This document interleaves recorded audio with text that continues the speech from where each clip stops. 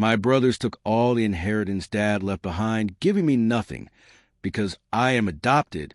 My name is Michael, and I always believed that home wasn't about walls, but about people. Until one day, when I realized it was just walls, and that they could crumble, leaving you alone with nothing but the dust of your past. My home was a farm, massive, old, soaked in sunshine and rain, where every creak of the floorboards told a story of my childhood, until the day it stopped being mine. You know how they say blood is thicker than water? Well, turns out adoption papers are thinner than both. And greed? Greed cuts through everything like a hot knife through butter on a Sunday morning. The morning Dad passed away started like any other Iowa morning. The rooster crowed at 5:30 sharp. The coffee maker gurgled to life. The old farmhouse settled into its familiar groans and sighs.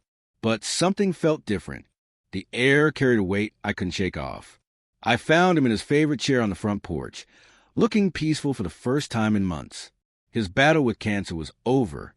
The man who taught me how to fix everything from broken fences to broken hearts had finally found something he couldn't repair: time itself. The funeral was 3 days later. 3 days that felt like 3 years. The farm that day was gloomier than usual, as if it too was mourning. The air hung heavy with unspoken words, and the silence from my brothers Jimmy, Tom, and Don seemed louder than any crying could ever be. They stood like 3 towering shadows, while I always felt a bit outside their circle, like we were playing a game and someone forgot to explain the rules to me. Dad left suddenly, taking with him not just his life, but a piece of my heart. He was the only one who saw me not just as that little kid, but as a son, officially adopted when I was 8 years old. Back then, it seemed so long ago, like another lifetime. I remember the adoption day clearly. Dad drove me to the courthouse in his old Ford pickup, the one with the squeaky brakes and a radio that only picked up country stations. He bought me a chocolate ice cream cone afterward and said something I'll never forget. "Michael, family isn't about sharing the same blood. It's about sharing the same heart." Funny how those words would come back to haunt me. During the service, my brothers kept exchanging these looks. You know the type, the kind of glances that say, "We need to talk later." I was too busy grieving to pay much attention. Big mistake. The reading of the will took place in the same courthouse where Dad had made me a son 20 years earlier. Except this time, the universe had a sixth sense of irony waiting for me. The probate court smelled like old wood and broken dreams. The judge seemed to have already made his decision before I even walked into the room. When my brothers, one by one, like they were rehearsing for a play, started convincing the judge that I was just a foster kid and not a real family member, my heart clenched tight.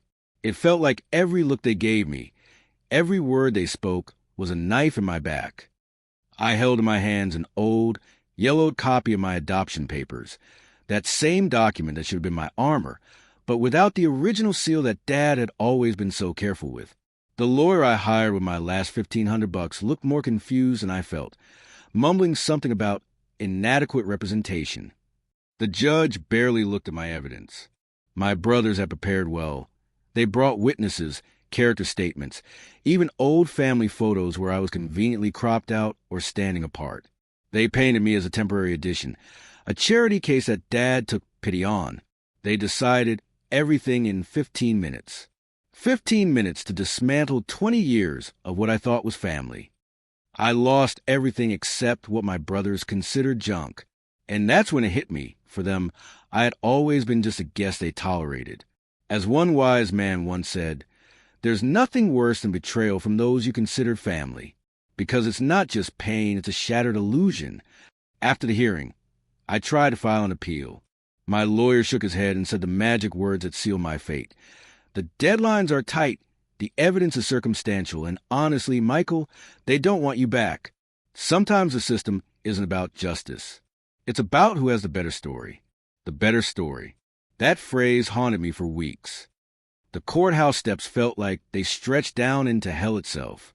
My legs were shaking, not from the cold October wind, but from the realization that I was now officially nobody. An orphan again at 28 years old. But here's where the story gets interesting. And by interesting, I mean completely messed up. They approached me after the hearing, like actors after a well-performed show. Jimmy cleared his throat and put on what I can only describe as a concerned big brother voice, the same one he used when he wanted to borrow Dad's truck back in high school. To avoid any unnecessary legal complications, Jimmy began, his voice smooth as butter on warm toast, we decided to give you something you always loved, that old school bus. It was always yours anyway, right? In their eyes, I saw not sympathy, but a predatory glint. They were throwing me a bone, knowing I was starving. This was my ticket to freedom. Or rather, my ticket to nowhere. The school bus. The freaking school bus. Let me paint you a picture of this generous gift. We're talking about a 1987 Blue Bird school bus that hadn't run since the Clinton administration.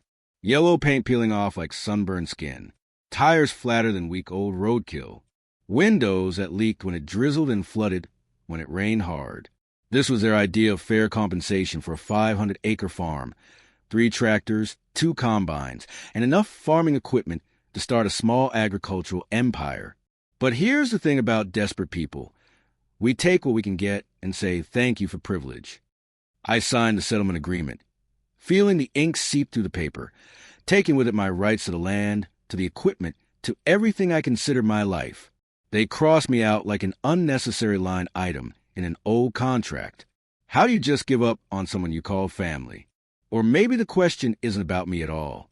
Maybe it's about their ability to see only dollar signs instead of blood. The settlement was final. The farm, the house, the equipment, all divided 3 ways among the real sons. Me, I got a bus that belonged in a junkyard and a pat on the back. Take care of yourself, Michael, Tom said, actually having the nerve to look sympathetic. You'll figure something out. As I walked toward that pathetic excuse for a vehicle, memories started flooding back like a broken dam. I remembered how Dad used to call it our secret fortress. When thunderstorms caught us in the fields, we'd hide in this old yellow school bus that sat behind the barn. In the rain, it hummed like a giant turtle hiding us from the world. We'd turn screws, fix the engine that didn't work anyway, and Dad would tell me stories about his dreams when I was just a kid. He always said, Michael, the important thing is having a place where you feel safe, even if it's just an old bus without wheels. I never could have imagined that someday this fortress would become my only shelter, and that it would actually turn me into a millionaire. But I'm getting ahead of myself. Right now, standing in that courthouse parking lot, I wasn't thinking about millions. I was thinking about where I was going to sleep that night.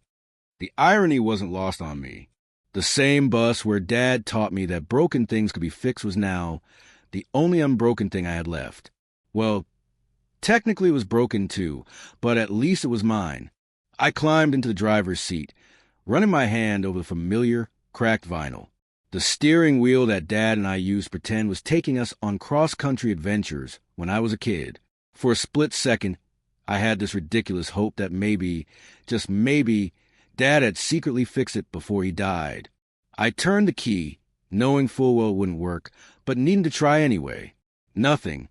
Not even a click. Of course, I muttered to the empty seats behind me. Even my false hope comes with a reality check. That's when I noticed something I'd forgotten about. Behind the driver's seat, Dad had installed a small camping setup years ago. A tiny propane stove, a fold-out cot, and a milk crate filled with basic tools. It was like he knew, like he always knew that someday I might need this old rust bucket to be more than just a childhood memory. The sun was setting, painting the Iowa sky in shades of orange and pink that would make any Instagram filter jealous. But all I could think about was how pretty sunsets don't keep you warm at night. I called Billy's Towing, the cheapest outfit in 3 counties, and had them haul my inheritance to Sunrise Mobile Home Park on the outskirts of town. It wasn't fancy, but for $40 a week, they'd let me park anywhere I wanted and use the community restroom and shower facilities. Plus, nobody asked questions about why a grown man was living in a broken-down school bus. The park manager, a weathered woman named Dolores who looked like she'd seen every hard luck story in the book, just nodded when I explained my situation. "Honey, I've seen worse," she said, taking my cash for the first week. "Just keep it clean and don't cause trouble." That first night in Sunrise Mobile Home Park, I lay on the uncomfortable cot, listening to the wind whistle through the broken seals and the distant hum of air conditioners from the actual homes around me. I had about $800 left to my name from my savings account. Money I'd been putting away from my part-time work on the farm. Not much, but enough to keep me fed and sheltered for a few weeks if I was careful. As I stared at the ceiling of my new home, I made myself a promise. This wasn't going to be my ending. It would be the workshop floor for something better. The bus meant to symbolize my failure would become my forge. And trust me, what happened next, nobody could have seen coming. But first, I had to learn how to survive with nothing but scrap metal and stubbornness. The next few weeks felt like being trapped in a dream you can't control because it's too real to wake up from. My home was now this massive, cold school bus that creaked and groaned like an old ship in a storm. At night, I'd wrap myself in a tattered blanket that smelled like motor oil and broken promises, while every metal groan reminded me of the farmhouse door that now belonged to someone else. Canned beans became my best friends. Who would have thought that beans and tomato sauce could taste like a 5-star meal when you're hungry enough?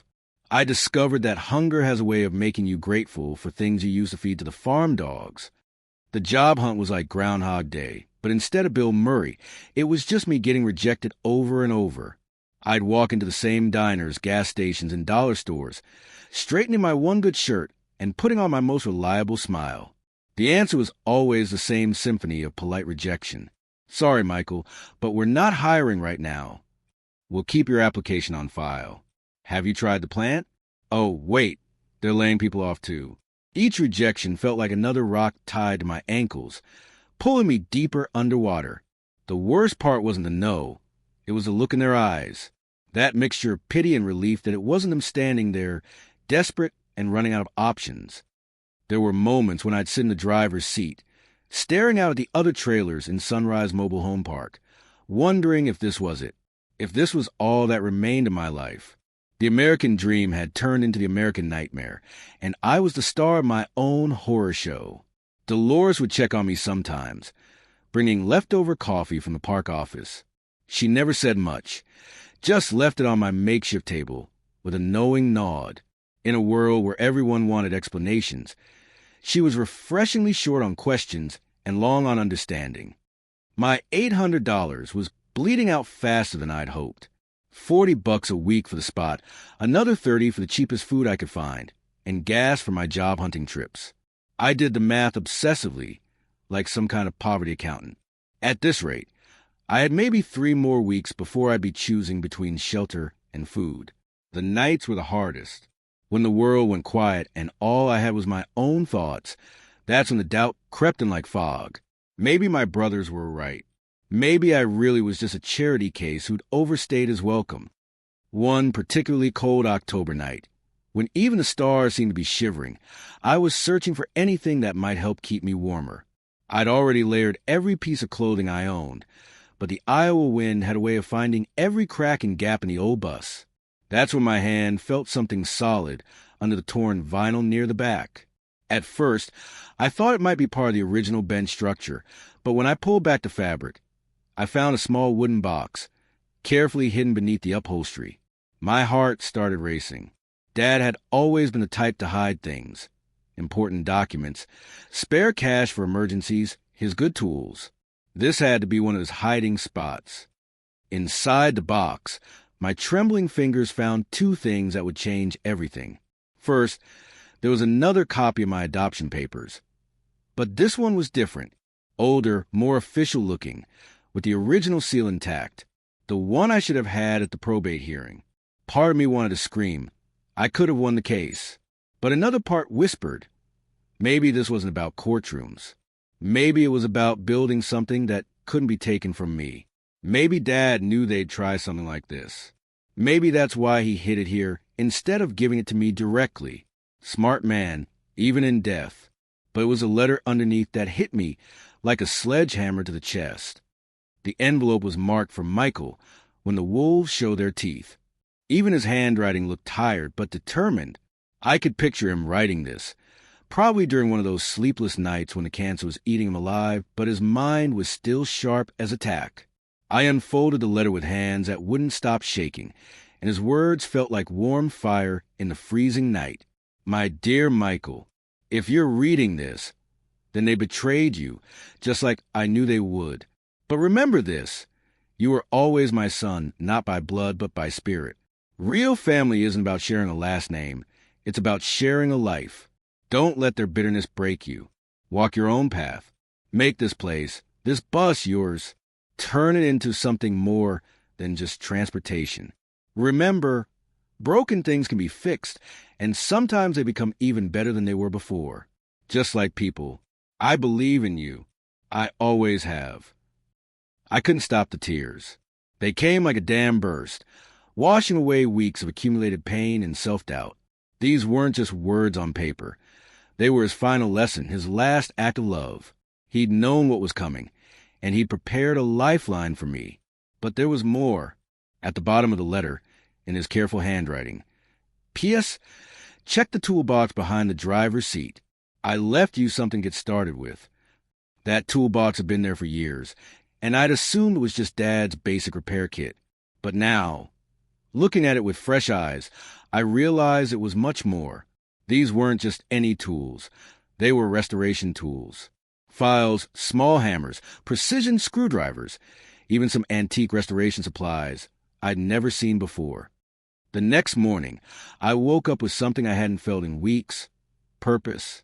Not just a desperate purpose of survival, but actual direction. Dad hadn't just given me a bus. He'd given me a workshop and a mission. I was reorganizing the tools when I noticed something in the corner of the bus that I'd been stepping over for days. It was an old coffee grinder, the hand crank kind that probably dated back to the 1940s. It was rusty, tarnished, and looked like it belonged in a junkyard rather than someone's kitchen. But something about it called to me. Maybe it was Dad's voice in my head, or maybe I was just desperate to fix something, anything, in my life that felt broken. I pulled out Dad's tools and got to work. I had nowhere to be, no job interviews lined up, and frankly, nothing left to lose. As I started disassembling the grinder, something magical happened. Time stopped existing. The anxiety faded. For the first time in weeks, my mind was quiet. Each piece I cleaned revealed a little more of the grinder's original beauty. The brass fittings underneath the rust, the solid wood handle worn smooth by countless hands, the intricate metalwork that showed real craftsmanship. This wasn't just a coffee grinder. It was a piece of history, a connection to people who'd valued things that lasted. 3 hours later, when I turned that handle and heard the smooth grinding sound it was meant to make, I felt something I'd almost forgotten existed: pride. Not the arrogant kind, but the deep satisfaction that comes from taking something broken and making it whole again. On impulse, I grabbed my phone. It was an old smartphone, nothing fancy, but it had a decent camera. I set it up and started filming myself working on the grinder, narrating the process like I was talking to an old friend. So here's this coffee grinder that nobody wanted, I said to the camera, holding up the restored piece. Rusty, forgotten, probably headed for the trash. But look what happens when you give something a second chance. I called the video Fixing Memories Nobody Wants and uploaded it to TikTok without much thought. I figured maybe 3 people would watch it, probably my old high school buddies who still follow me out of nostalgia. I was wrong, dead wrong. Within a week, the video had blown up to 20,000 views. People weren't just watching. They were commenting, sharing, telling their own stories about broken things they wish they could fix. The comments section became this incredible place where people share memories of their grandparents' old things and their own stories of feeling discarded. One comment stood out from all the rest. This is the most genuine video I've seen all year. If you're in Iowa, I can help with staging and presentation. I'm a restoration specialist. Katie. I stared at that comment for a long time.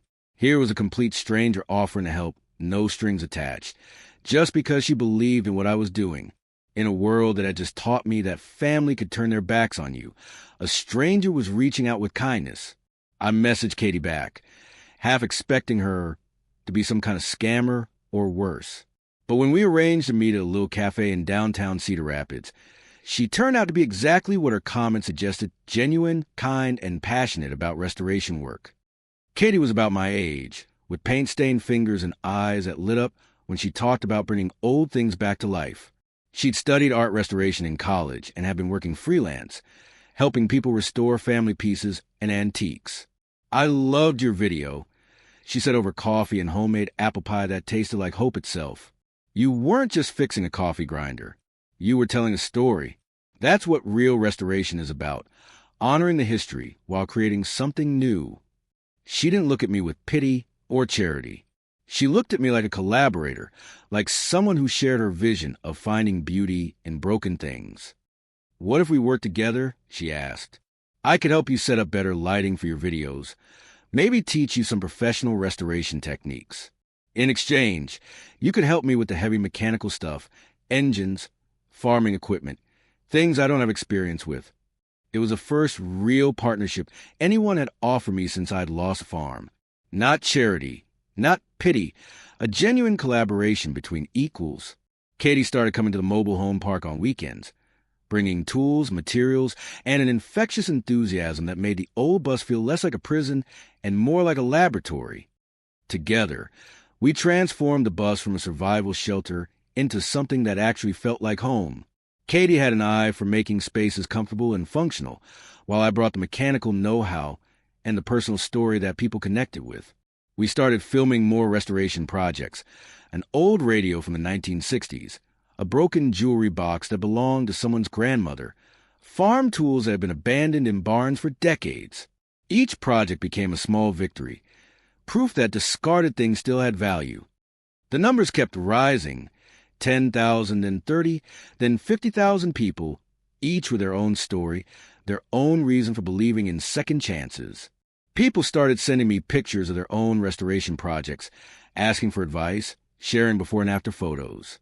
Katie and I fell into an easy rhythm. She'd arrive Saturday mornings with coffee and whatever project we were tackling that week, and we'd work until the sun set, talking about everything and nothing. She never asked about my family situation directly, but somehow she understood that I was rebuilding more than just old appliances. "You know what I love about restoration?" she said one evening as we were cleaning up after fixing an antique sewing machine. "It's not about making things perfect. It's about making them beautiful in a new way, scars and all." Looking around the bus that had become our workshop, I realized that's exactly what was happening to my life. This rusty metal shell was no longer a prison. It had become a kiln, firing my life back into shape, scarred but stronger. I still didn't have a traditional job. My savings were still dwindling. But for the first time since Dad died, I felt like I was building something instead of just surviving. With each piece we restored, with each video that resonated with people, I was learning that sometimes the most beautiful transformations come from the most broken places. Dad had been right. Broken things could be fixed, and sometimes they became even better than before. Katie was helping me create something meaningful, something that honored the past while embracing the future. And somehow, in this old school bus in a mobile home park in Iowa, I was discovering that my real inheritance wasn't land or equipment. It was the ability to see potential where others saw junk. The foundation was set. The community was growing. And I had no idea just how far this journey would take me. The name for my mobile workshop came to me like lightning on a clear day: Michael's Time Machine. Because that's exactly what we were doing. We weren't just fixing things. We were giving them back their past, their history, their soul. Every time I turned on that camera to film another TikTok video, I knew this wasn't just work anymore. This was a mission. My videos weren't about step-by-step instructions or boring how-to-OS.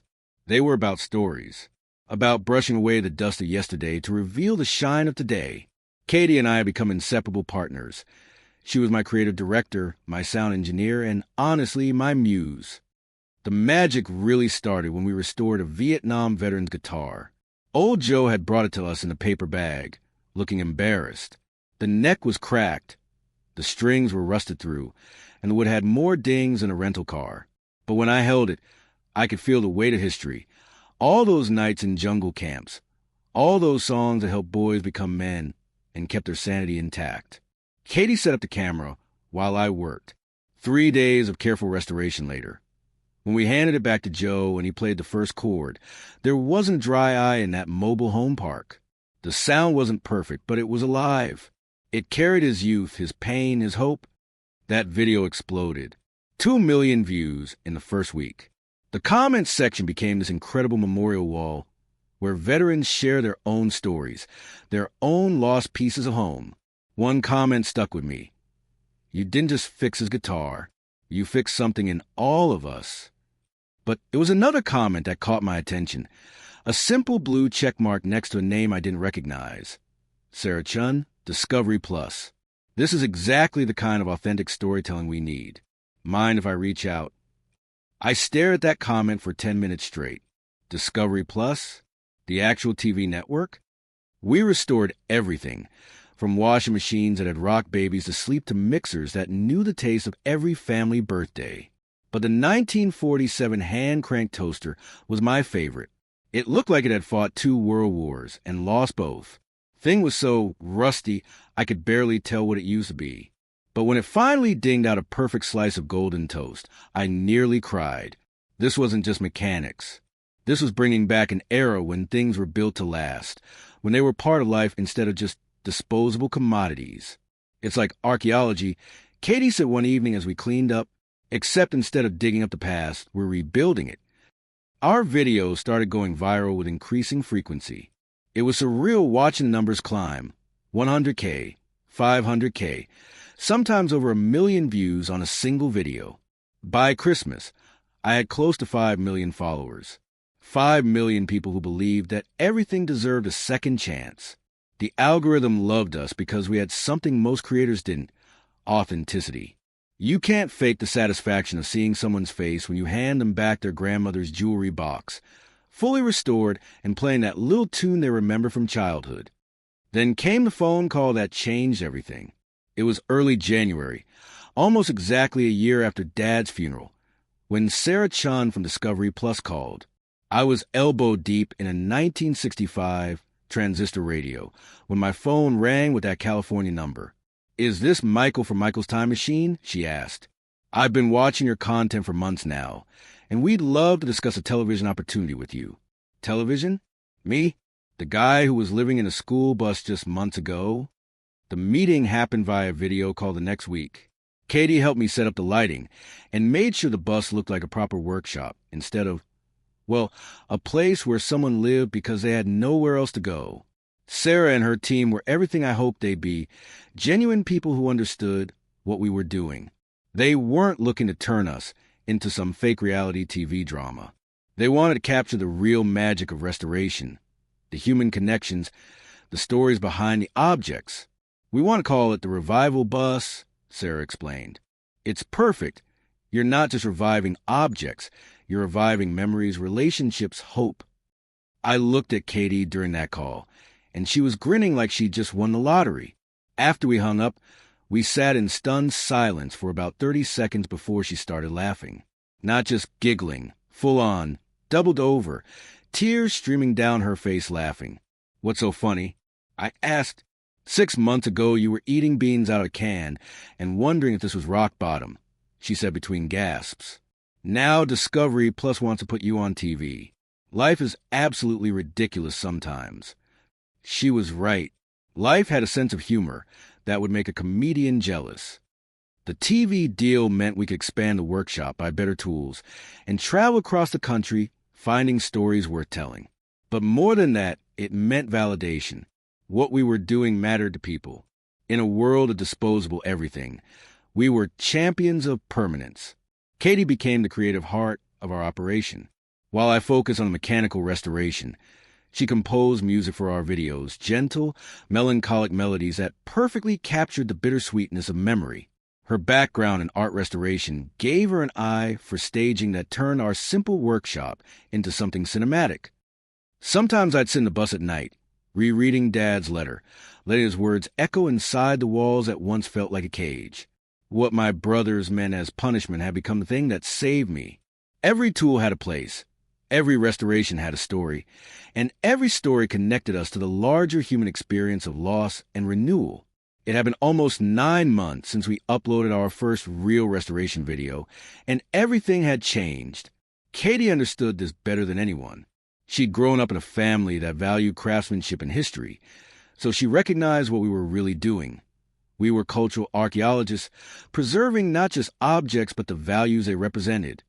One evening, after we finished restoring a 1950s record player, Katie looked at me with those big, honest eyes of hers and said something that hit me like a revelation. "You know, Michael, I don't think you're just fixing things. You're fixing what other people broke, including yourself." Her words hung in the air like smoke from an old campfire. She saw through me completely, past the grease-stained overalls and the cheerful persona I put on for the cameras. She saw the kid who'd been thrown away by his own family, and somehow she understood that every restored object was my way of proving that discarded things could have value again. Our relationship deepened as naturally as rust forming on old metal. There was no dramatic moment, no big declaration. We just grew together like two trees planted side by side, our roots intertwining until we couldn't tell where one ended and the other began. The road trip changed everything, though. We decided to drive Route 66 for a special series of episodes, restoring pieces of Americana along the way. Katie suggested we take her car instead of the bus for once, just to see what it feels like to travel without a bathroom breaking down every 50 miles. We were somewhere outside Amarillo, Texas, watching the sun set over fields that stretched to infinity, when I knew I was completely gone for this woman. The sky was painted in shades of orange and pink that would make a Renaissance artist weep, and Katie was humming along to some old country song on the radio. I reached into my travel bag and pulled out something I'd been carrying for weeks, a vinyl record I'd found in Dad's things. It was an old pressing of Can't Help Falling in Love, the same song he used to play on Sunday mornings when he thought nobody was listening. "This is for you," I said, handing her the record.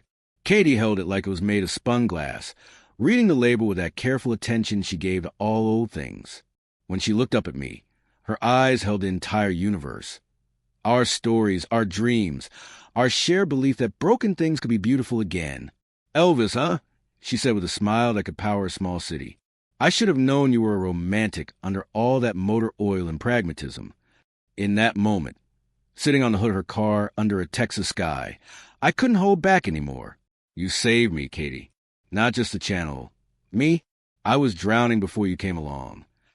The success kept building in ways that felt almost magical. Brand sponsorships started rolling in from tool companies and antique dealers. We got invited to restoration conventions and maker fairs. People began shipping us family heirlooms from across the country, trusting us with their most precious memories. We started receiving packages from all over the world, each one carrying a story, each story becoming part of our larger narrative about the importance of preservation. The comments sections became these incredible communities where people shared their own restoration projects and memories. But success brought its own challenges. The bigger we got, the more people wanted pieces of us. Interview requests, collaboration offers, business propositions that would have taken us away from the actual restoration work. Katie and I made a pact early on. We'd never let the business side overwhelm the mission that started it all. By spring, our life had transformed completely. The mobile home park had become too small for our operation, so we'd rented a proper workshop space. But we kept the bus as our home base, our reminder of where we'd started and why we'd started it. Then came the call that reminded me the past never really stays buried. Just when we thought we'd cruise into the new year in peace, it was Dolores from the mobile home park, her voice tight with concern. "Michael, honey, some men in suits were here asking questions about you. Said they were lawyers. Wanted to know about your business, your income, your videos. I didn't tell them nothing, but you might want to know." My stomach dropped. Lawyers asking questions could only mean one thing. My brothers had heard about my success, and they weren't happy about it. I hung up and stared at the phone, feeling that familiar cold dread creeping up my spine. Katie noticed my expression immediately. "What's wrong?" "My past," I said. "It's about to catch up with me." She studied my face carefully. "You think they're upset just because you're doing well? Or did you mention them in one of your videos?" Maybe someone from your hometown recognized the story. Small towns have big mouths. The question hit me like a punch to the gut. I had mentioned them, not by name, but I told the story of losing the farm, of being the adopted kid who got thrown away. That one story had hit 3 million views. Millions of people had heard that story. And in a small Iowa town, somebody was bound to connect the dots. Life finally seemed to be paying me back for all those trials, but I knew better than to get too comfortable. Success has a way of making you forget that storms can come out of nowhere, and apparently, my brothers hadn't finished with their last word yet. The wolves were circling again, and this time they smelled money. But this time, I wasn't some helpless kid clutching a faded adoption paper. This time, I had something they couldn't touch, a voice, an audience, and the truth.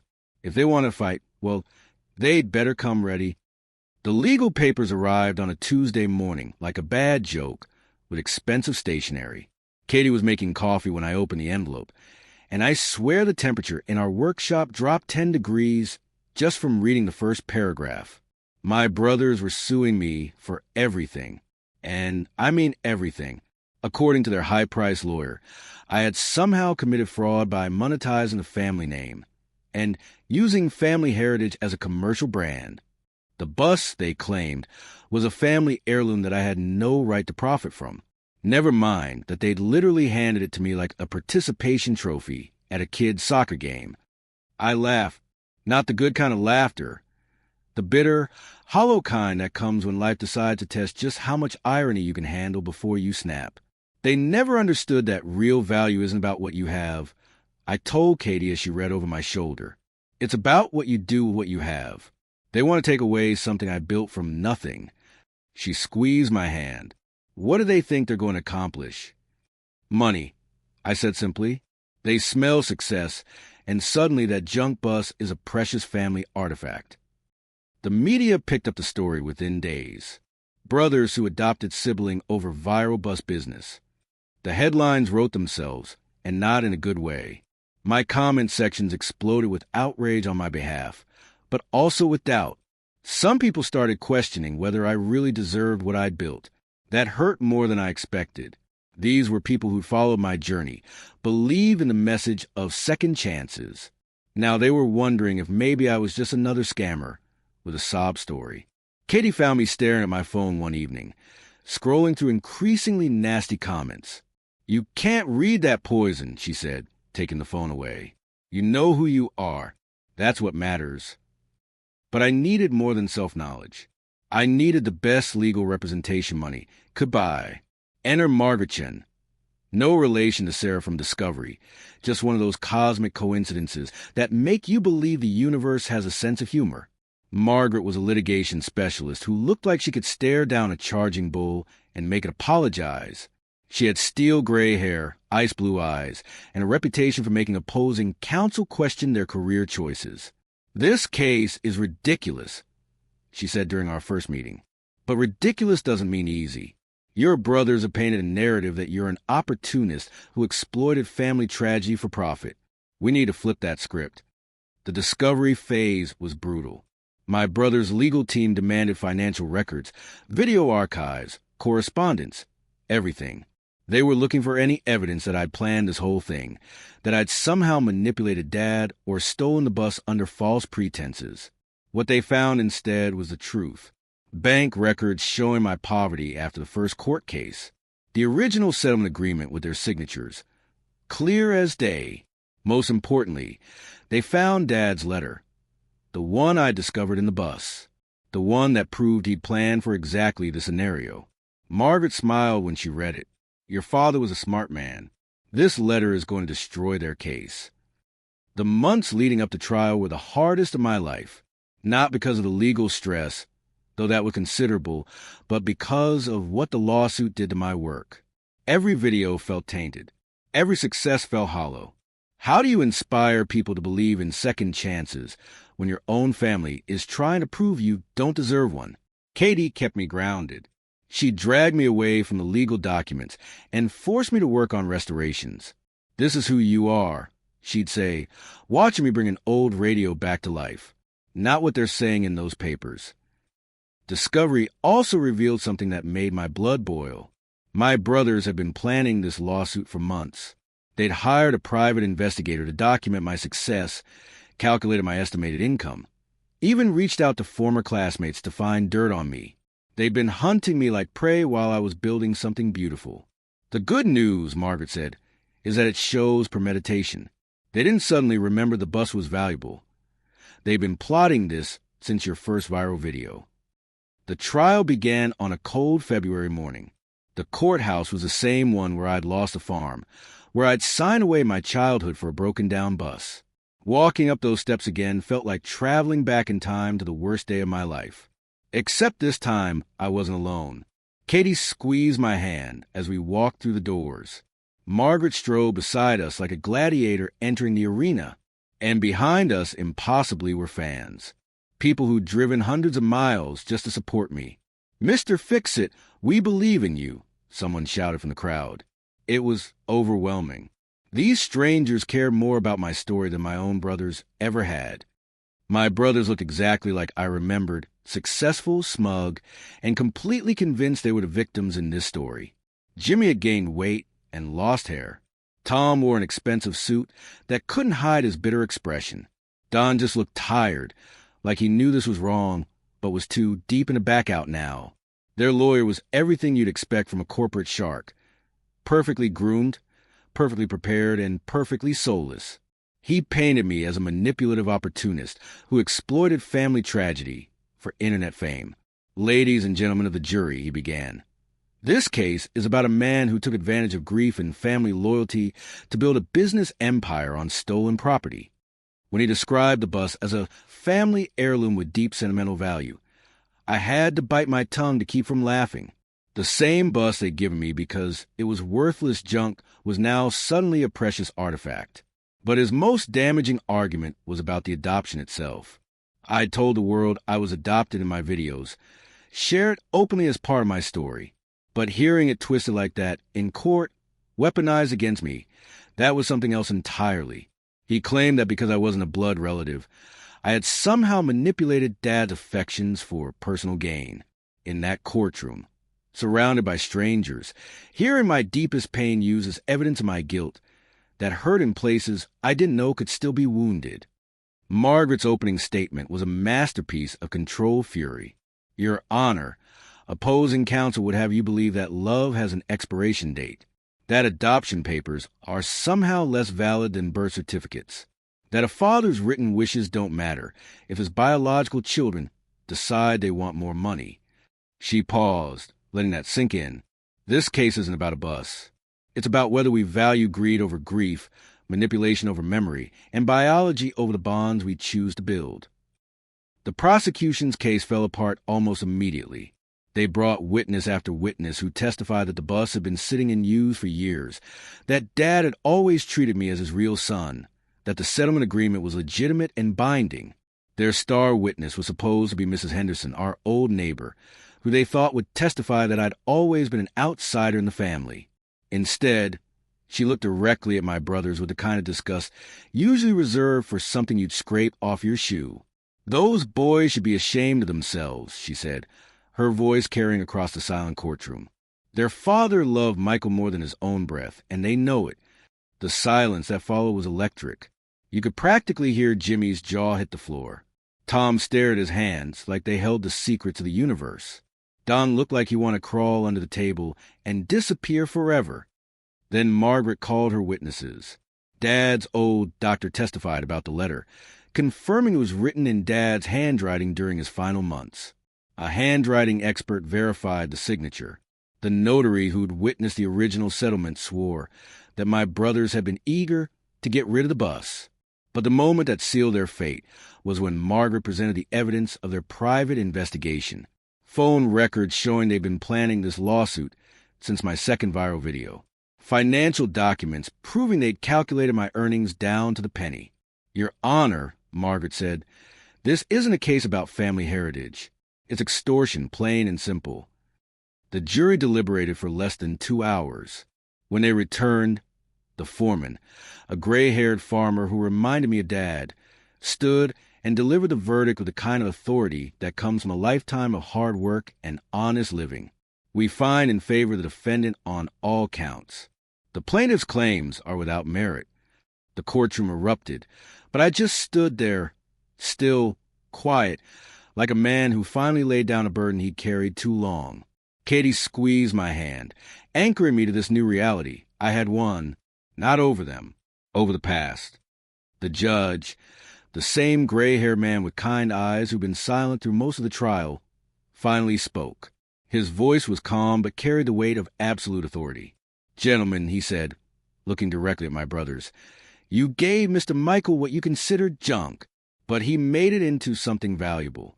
Not just for himself, but for others who had lost faith in the value of old things, in the value of memory itself.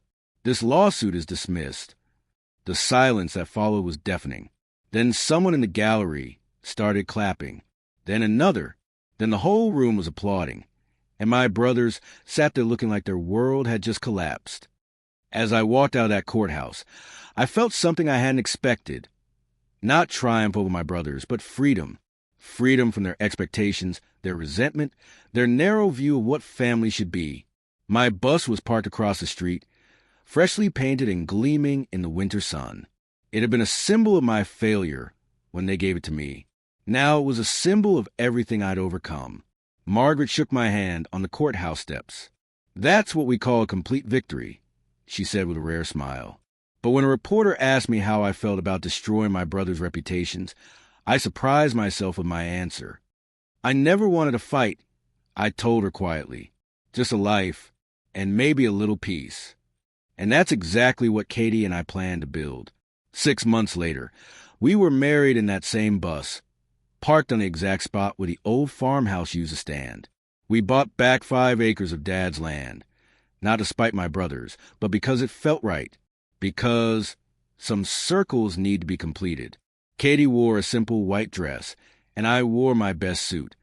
And we both laughed because who would have thought an old school bus could be the perfect wedding venue? "Honey," Katie said during the ceremony, "are you sure our home on wheels won't take us too far during our honeymoon?" And we both knew that wherever we went, our home was wherever we were together. We hung a new sign on the bus door. "Memory is what we fix on the inside." It wasn't just a slogan, it was my life's creed. I'd learned that restoring objects was really about restoring faith in things, in people, in the possibility that broken doesn't mean worthless. Success brought responsibility. My millions weren't just numbers in a bank account. They were tools for building something bigger. I launched Second Gear, a restoration program for foster kids and orphans. We taught them more than just how to fix things.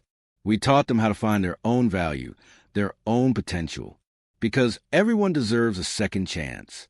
Everyone deserves their own second gear in life.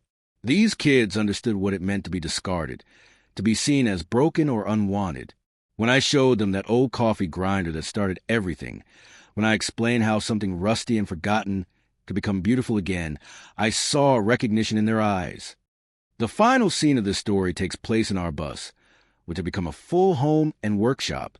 I'm giving a tour to a group of foster kids, showing them the same rusty coffee grinder that changed my life, the old toaster, the vintage radio. All of this is memory. I tell them, you can't buy it with money, but you can preserve it. You can restore it, just like yourselves. Each of you has a story, and even if it started with broken pieces, you can put it back together and make it even more beautiful than before. And that includes us, all of us. Katie watches from the doorway, and I catch her eye. She smiles and whispers something that stays with me. They're not fixing things, Michael. They're fixing themselves, just like you did. I see hope in their eyes. And that's when I know we built something that will outlast us both. Some things we inherit, some we build. But the most precious, love, memory, second chances, we forge with our own hands. Sometimes, what's broken just needs someone who remembers how it used to be and believes in what it can become again. And sometimes, getting thrown away by your family is the best thing that can happen to you because it forces you to build your own family, create your own value, and discover that home isn't where you come from. It's what you make with your own 2 hands and the people who choose to love you.